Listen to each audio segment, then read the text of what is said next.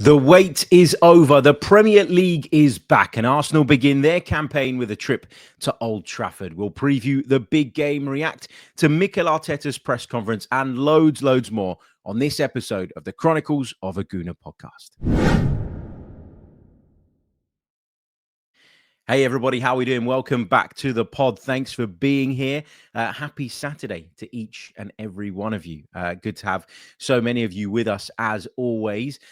Thank you first and foremost for all the birthday messages. I've been getting lots of messages on Instagram and on X from listeners and from various other people to say happy birthday. I'm 35 years old. I'm now officially closer to 40 than I am 30. Sounds a bit depressing, but no, I'm fine with it. I'm embracing it. Thank you for all the love and support over the course of this past year, and really looking forward to taking you through another season of Arsenal Chat.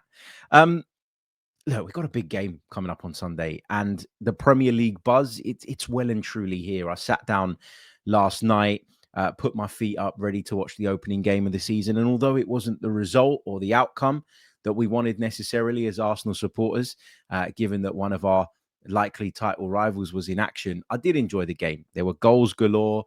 There was lots of kind of end-to-end stuff. There was incident. There was controversy. Not that I want controversy, but it's all part of the Premier League product, isn't it? And yeah, I really enjoyed the game and got some pretty clear takeaways from it. Like Bournemouth, I think, are going to be a much better team than people have given them credit for, given that the players that they've lost over the course of the summer. I think Andoni Iraola will find a way of making them competitive again.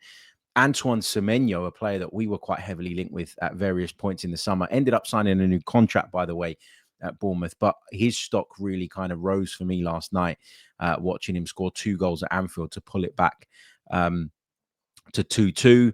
Look, I don't want to praise rival clubs, but you got to give Liverpool their credit for the way they paid tribute to Diogo Jota. It was really moving. And obviously going out and winning the game, they did him proud. Mo Salah with the Jota celebration and all that stuff. Talked about Hugo Ekitike quite a bit, and he is quite the talent, isn't he? A little bit messy at times, a little bit unorthodox in the things that he does, but I think he'll go on to be a really big player for them. And he was a player that, as I kept saying to you guys over the course of the summer, I would have considered, had it not been possible to get Viktor Gyökeres in after it was clearly, beyond what was reasonable in terms of what we were looking to do for Benjamin Sesko. So, yeah, I like Hugo Ekitike. Everything I've seen from him in pre-season, in the Community Shield and last night only reinforces that point. Liverpool are going to be right up there, but they're not quite as solid as you'd think defensively. And I know they've got some new defenders. Obviously, 50% of their back four has changed. Beyond Konate and Van Dijk, you question whether they've got the depth at centre half. They're kind of hoping that Virgil van Dijk's going to be this incredible talisman that he's been for such a long time. But if his level drops, even in the slightest, I think Liverpool can be gotten at. Arne Slot's got time to fix it. He's got time to adjust things. He's got time to tweak it and fine tune it.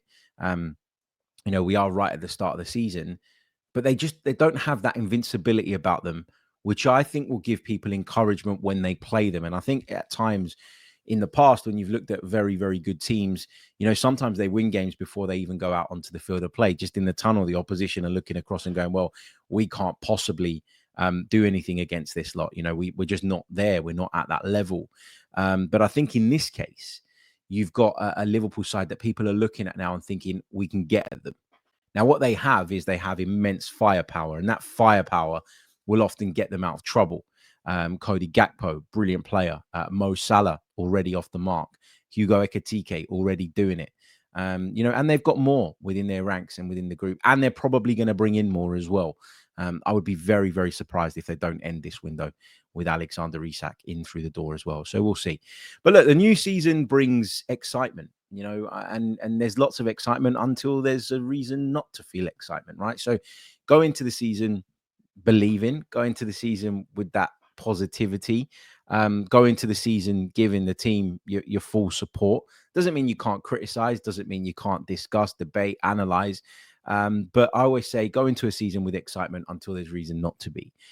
And this weekend, we finally stopped talking in hypotheticals, don't we? We stop talking about how X player is going to combine with Y player, how the midfield should look in terms of the balance of it. How do we get the best out of Zubimendi, Rice? How do we let Martin Odegaard get into those more advanced positions? Who's going to be the best option at left wing with Nodni Madueke coming into the picture? Who plays at left back? These are all debates. These are all discussions that we've been having over and over and over again.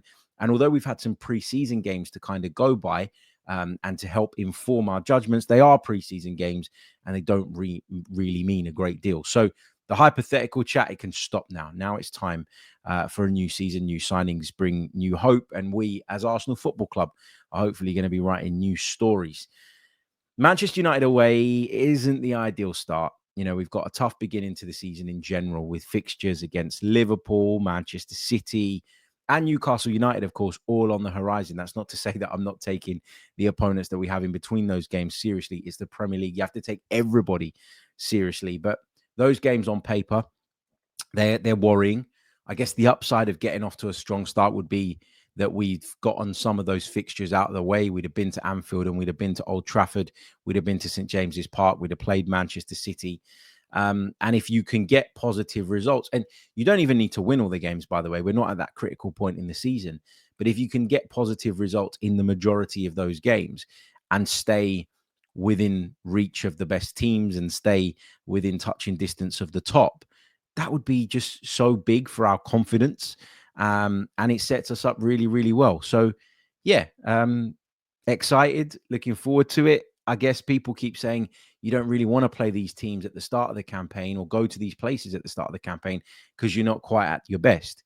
But you could argue that they're not at their best either. So maybe it works. Who knows? We're going to find out over the course of the next few weeks. Look, before we get into the ins and outs of the game, I do want to reflect a little bit on Mikel Arteta's press conference yesterday. Now, there's a debate that's kind of surfaced as a result of Tony Adams' comments with regards to the captaincy at Arsenal. We're going to hear what Mikel Arteta had to say on that in the press conference in just a moment. But I just want to say that I don't really get why this has been turned into a massive, massive thing. And I know I'm maybe contradicting myself here because I'm talking about it and I'm highlighting it again.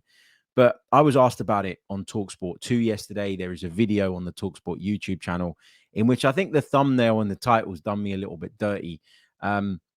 Because when asked if I would pick Declan Rice as the captain, or when asked if I would change the captain, my point was that if I was working from a clean slate, like if I could wipe everything out and go back to zero, I would probably pick either Declan Rice or Big Gabby.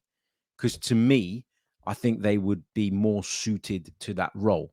But I also don't think that Martin Odegaard is a bad captain, and I certainly wouldn't want to, in this situation, rock the boat, strip him of the captaincy, create a whole hoo-ha around that. I wouldn't want to do that. But if I could go back to zero, maybe I would change who the captain is. And so I can kind of understand where Tony Adams is coming from. I don't think he should say it now. I don't think it's particularly helpful, but he's entitled to an opinion. He's an Arsenal legend and his opinion will carry weight, regardless of whether people agree or disagree. People are allowed to disagree, by the way. That's absolutely fine without it turning into Tony Adams is this and Tony Adams is that. But I think for me, it's kind of a non-issue. Like Mikel Arteta made that clear. We're going to hear what he has to say or had to say in just a second. And I don't think for a second it would have caused any divide or any problems within the Arsenal group. So it's just someone's opinion. It's the opinion of someone with a lot of respect and a lot of gravitas in the Arsenal world. That's why it's become such a big thing. But does it need to be so big that we're going to keep talking about it forever and ever and ever, and we're going to keep bringing it up over the course of the season? I don't think so. Let's have a listen, though, to what Mikel Arteta had to say on this, because he was very, very emphatic in his claims that the team are very much behind Martin Odegaard. Well, my opinion is clear, and it's not just my opinion, it's all the staff and especially the players. I asked them to vote the captain, and I got the results yesterday, and by a mile, but a big, 100 miles, everybody choosing the same person, which is Martin Odegaard, which is the most clear sign that you can have is how they feel about who has to be their captains to defend, improve, and win the matches that we want to win. So I think there's no question about that. By a mile, Mikel Arteta said. By 100 miles. Now, whether you or I would pick Martin Odegaard as captain is kind of irrelevant because Mikel Arteta has him in that role. The players clearly support him. The staff around the place clearly support him. And I think I've said this before. It just comes down to the fact that I think people have an idea based on the past of what a captain should be, what a captain should behave like, what attributes a captain should have. And some people find it difficult to kind of change that idea and change that mindset. Look, as I said, I've got no problem with Martin Odegaard being the captain. If I could wipe the slate clean, maybe I'd make a different decision. But I don't think it's worth kind of stripping Martin Odegaard, nor should it happen, by the way, nor that it would be the right thing to strip Martin Odegaard of the captaincy and cause a massive issue going into a new season. What else did Mikel have to say in the press conference? He talked about that vote, just very quickly on that. When I heard that, there was a part of me that went, really? Was there a vote again? Like, did there need to be a vote? Like, Martin Odegaard is the captain, and as far as we were aware and understand, that was never going to change. There was no reason for that to be changed. It's only because Tony Adams has said what he said that this is even a discussion. So why was there a vote? Mikel Arteta was asked about that a little bit later on in the press conference, and he said that because they'd lost some members of the leadership group with players leaving, there was a vote that took place to kind of reestablish what that group looks like. He says that it gives him good information. It gives him a good understanding of how the players are feeling. So, there's a part of me, the cynical side of me, thinks maybe he just said that to kind of back his man and back his captain and to kill the noise around it. But if it did happen, it's interesting to me, actually, that it did happen, because why would you need it to happen? Like, we all knew that Odegaard was the captain, Saka's the vice captain, and that's that as far as I'm concerned. Anyway, he was talking about also some injury news. Leandro Trossard is a doubt going into this game. Not sure if he's going to be available. Mikel said yesterday on Friday that if he can train today, he'll be available. So we'll have to wait and see on that one. He was also asked, as you'd expect, about departures. There's a lot of Arsenal fans, myself included, hoping that Arsenal will get one more player in between now and the end of the transfer window. But in order to do that, we are going to have to move people on. That's what we keep hearing. It's what we keep being told. So departures are going to be at the forefront of people's minds. Again, Mikel not really saying too much on that, and quite happy to sort of push the responsibility onto Andrea Berta, who ultimately is responsible, but you get what I'm saying. And the club, he said that his focus, Mikel's focus, that is on winning. He also talked a little bit about Viktor Gyökeres, said that he's had that he will have, I beg your pardon, a tremendous impact, and that his adaptation has been very, very good. He was asked a little bit later on whether he'll be fit to start at Old Trafford. And he said he's getting better and better every day. He's normally a really fit guy. So a lot of us, I think, maybe 2-3 weeks ago would have told you that it's likely that Kai Havertz starts. Whichever one of them starts, we've got a good option. And we have to appreciate and understand that the Gyökeres transfer took a lot longer than we would have liked it. Me too, and that's meant that he was out of training for longer than we would have liked him to be. And therefore, there's a chance that he's not quite as fit as some of the others. And so, I'd personally start him, and we'll come on to talk about my team a bit later on. But he probably doesn't finish the game. Knowing that Kai Havertz can come on and finish the game, though, that makes me feel more comfortable in that. So I'm fine with that. Regarding the pressure, Mikel was asked about the pressure, as he always is. He said we have to keep digging, and one day the gold is going to be there. So he's just trying to make that point that Arsenal need to keep working at it, and hopefully, we'll strike gold eventually. The other kind of significant update from the press conference was that Martin Zubimendi will be fit. Now, the reason there was any doubt or question marks over this is because there were some pictures or some videos that went out online around Arsenal's training, and nobody spotted Martin Zubimendi, which led to a bit of a frenzy on X, as you'd expect.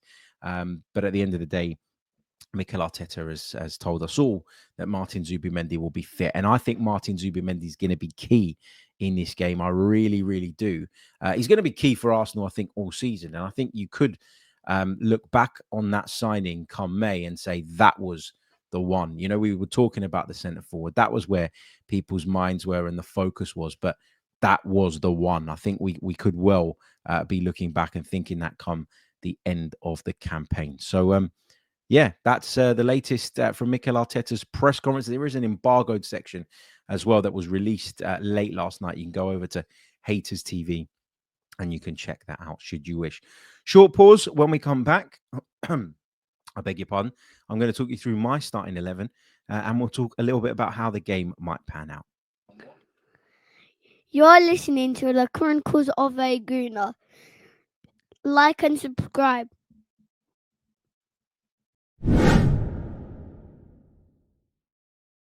That's right. You're listening to the Chronicles of a Gooner podcast. Like and subscribe. If you're with us on YouTube, that's really, really important. Leave a like on the video, not in the chat box, the like button. Click it. It really, really does help. And click subscribe.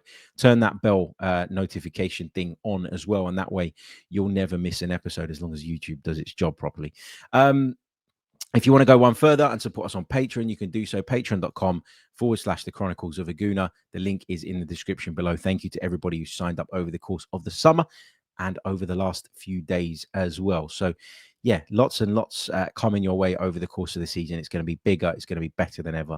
I'm really confident in that. So, yeah, get involved. Get involved. We'd love to have you.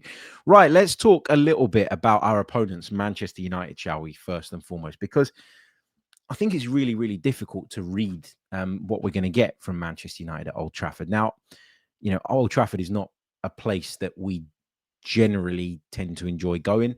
We've had some better results there in the last couple of seasons. Man United are not a particularly good team at the moment, or haven't been over the last few years. I expect them to be significantly better than they were last season. Ruben Amorim's had some time. He's had some support and some backing in the transfer market, which is obviously a good thing. So, from their perspective, he's got Cunha in, he's got Mbumo in. Goal scoring was a problem for them. And they, in the end, moved for Benjamin Sesko after Arsenal made their choice and went down the route of signing Viktor Gyökeres. Now, I've seen some nonsense from Benjamin Sesko's agent over the course of the last few days. Things to the effect of, well, he always wanted to join Manchester United. Why would anybody in their right mind now prefer to go to Manchester United over being Arsenal's main man up front?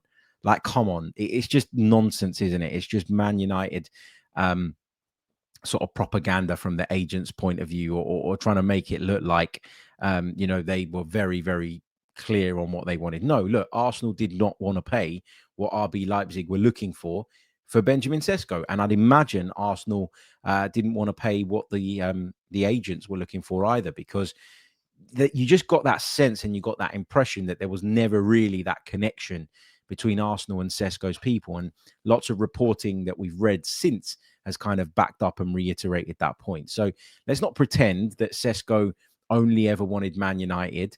I'm not saying that he was desperate to join Arsenal. I never got that feeling from him. He certainly wasn't pushing in the way Viktor Gyökeres was. But let's not pretend that Man United would have been his first choice in terms of landing spot. I expect that if he's fit enough, he will start. It would lift everybody around Old Trafford. It would give them a boost. There's been a lot of talk about their blunt attack last season. As I mentioned, Cunha and Mbumo will certainly help. But they're not out-and-out centre forwards for me. They're kind of supporting members.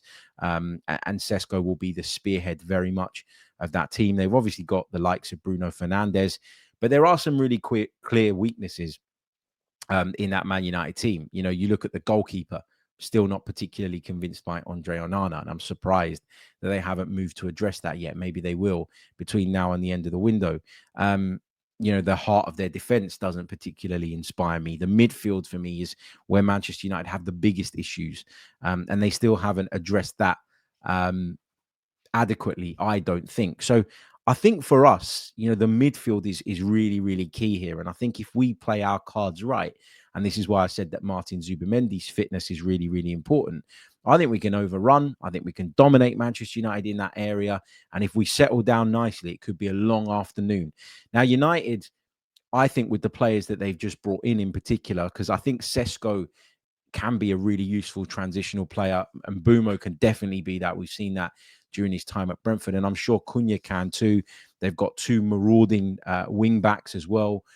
I think on the transition is where Man United will probably look to hurt us.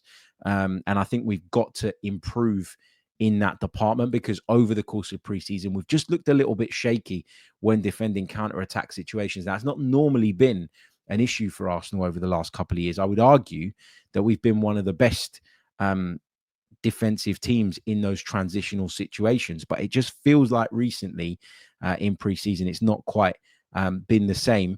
Let's hope that the tweaks that we've made over the course of the last week, and that the fine tuning that goes on just before a season kicks off, is going to help and is going to see us back to our normal sturdy selves. But I think that's where we got to watch out for Man United. I think we'll have the lion's share of possession. I think we'll dominate the game in a lot of phases and in a lot of ways. And the hope is that with Viktor Gyökeres up front, with Bukayo Saka looking really sharp in that last preseason game, with options from the bench now, Arsenal will be able to turn that dominance into goals and hopefully go on and win the game and get off to the best possible start at a place like Old Trafford. Now, you can say whatever you want about Man United and the state that they've found themselves in over the last few years. A win at Old Trafford on the opening weekend of the season, Sunday, 4:30 kickoff in front of the Sky cameras, I think for me, that is a huge confidence boost and mood lifter. Regardless of what you think of them right now, that win, if we can get it, would have a huge impact. So, let's see how it goes. But I'm confident that Arsenal, if they play their game, will have too much for Manchester United on the day. I'll share with you my prediction in just a minute. But first, I'm going to share with you my team to face Manchester United at Old Trafford. Now, there's a couple of positions I think that are up for debate. Feel free to disagree with me in the comments section, and feel free to leave your teams in the comments section as well. I'd love to hear them. But this is the team that I would go with at Old Trafford. So I'm going with David Raya in goal. I'm going with Ben White at right back. He's just a little bit further down that progression line in terms of his fitness than Jurriën Timber is at the moment. And I think Ben White has looked much more like his old self during pre-season. I'd reunite that partnership of Saliba and Gabriel for a Premier League game for the first time in ages. And I'd actually play Jurriën Timber at left back. Now, that is going to be controversial because there's a lot of people that would go with Miles Lewis-Skelly. There's others, I think, that would pick Ricardo Calafiori because they've quite enjoyed seeing him get up and down that left-hand side and cause opposition problems. He's a chaos merchant, Calafiori, and I think there will be plenty of games over the course of the campaign where I'd like to see him play at left-back. At a place like Old Trafford on the opening weekend against the team that I expect to be very transition-focused, I would not pick him. I would go Jurriën Timber. I think that is, for Arsenal, the best defensive back four that we have. And I think when you go away to Old Trafford, regardless, again, of where they're at, where they've been at, I think you have to pay them respect. And I think you have to set up like that. Moving into the midfield, I really liked what we saw in pre-season where it looked more like Zubimendi and Rice were playing as a kind of double pivot. Now, Rice has got the athleticism to get up and support in the attack, but also get back into those positions where he can be a partner to Martin Zubimendi. And if you play Jurriën Timber at left back, a player that is definitely not going to go roaming into those central positions as often as Miles Lewis-Skelly, and he's definitely not going to overlap in the way that Ricardo Calafiori does, then actually that Rice and Zubimendi pivot and pairing can work really, really well while Timber holds that position at left back and Arsenal have a really strong defensive unit. Rice's athleticism, for me, is one of his best attributes. I'm not saying he's just a running merchant, but that is one of his best attributes and biggest strengths. Zubimendi is going to be a little bit more aggressive than I thought he was when he first arrived at Arsenal. He is going to squeeze. He is going to go right. He's going to go left. He's going to drop deep to receive the ball. He'll do all of those things. But his technical level and ball progression ability is something that I really, really value and really, really rate. So giving him the platform to play his game will be key. And also, it's what it does for Martin Odegaard. You know, he can go over to the right and get close to Bukayo Saka, and those two can work in tandem without there being too much concern about leaving that midfield vulnerable behind them. He can go out to the left, which he can't really do when he's playing in the right 8 position, and support Martinelli, who could really do with that and could really benefit from that, in my opinion. And he can get up close to Viktor Gyökeres, who for me starts and leads the line. The other position that I guess is up for debate is on that left flank. Noni Madueke, is an option. Leandro Trossard will be an option if he's past fit to be involved. So there is, there is options for Mikel Arteta. But I think away from home, I think with Martinelli's sort of running power, I think that's probably the way I'd go. And I think if I'm predicting, that's the way that Mikel would go, out of a loyalty in a lot of ways to Martinelli, because he seems to value what he brings to the table a lot more than a lot of our fans do. So that's my team. For those of you listening on audio, I'll just run through it again. Raya in goal. My back four would be White, Saliba, Gabriel, and Timber at left back. Rice and Zubimendi would play as that double midfield pivot for me, with Martin Odegaard in more of a 10 role rather than an 8 position. And then I'd go with Saka and Martinelli either side of Viktor Gyökeres. And we've got options that way. You can bring Havertz, Madueke off the bench. You could bring Trossard if he's fit. If you need to change it up in the midfield, you've got Norgard, you've got Marino, you've got Waneri.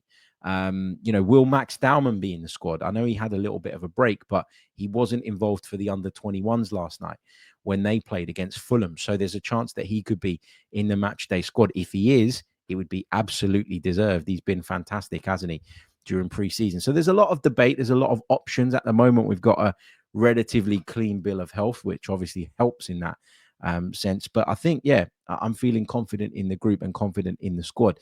And let's get behind the boys. Let's support the boys. And if they can give us the perfect start to the season, then I think people will feel a lot more confident about what this season can bring. There is pressure.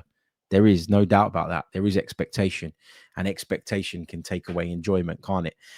We've talked about that many, many times before. But I think I'm feeling good about the game at Old Trafford. And therefore, my prediction is Manchester United 1.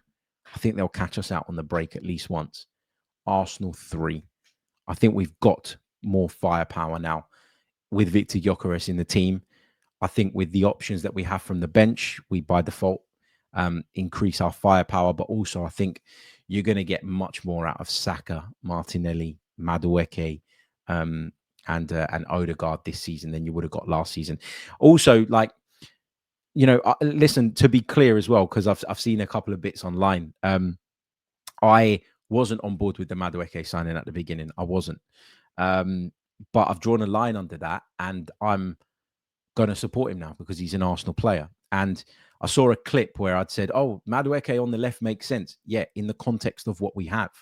Doesn't mean at the start of the summer I would have picked Madueke out of all the players that we were linked with to be our left wing option. But in the context of what we have, and in the context of having a natural left-sided player, meaning that we can work the ball from the left into Gyökeres that little bit earlier, then it makes sense, because we're feeding the guy that we went and spent the biggest amount of money on this summer, and who's expected to be, in a lot of people's eyes, the most impactful signing. So, easy to take things out of context, but it's social media. I don't expect anything else. That's just the way it goes, right? Part and parcel of the game. Anyway, I'm going to love you and leave you. Thank you all so much for joining me on this episode of the Chronicles of a Gooner podcast. Arsenal season kicks off on Sunday. The Premier League is back. We travel up to Old Trafford. New signings, new hope, and hopefully come the end of the season, Arsenal are writing exciting new stories. I'll see you all on the next episode. We'll bring you some reaction to the game from Old Trafford. I will be up at Old Trafford unless my wife goes into labor. I'm hoping she can just hold on one more day. But now that I've said that, it might happen anyway. Thanks again for all the birthday love. Really, really do appreciate it. And I'll see you all on the next episode of the Chronicles of a Gooner podcast. Until then, take care. Goodbye.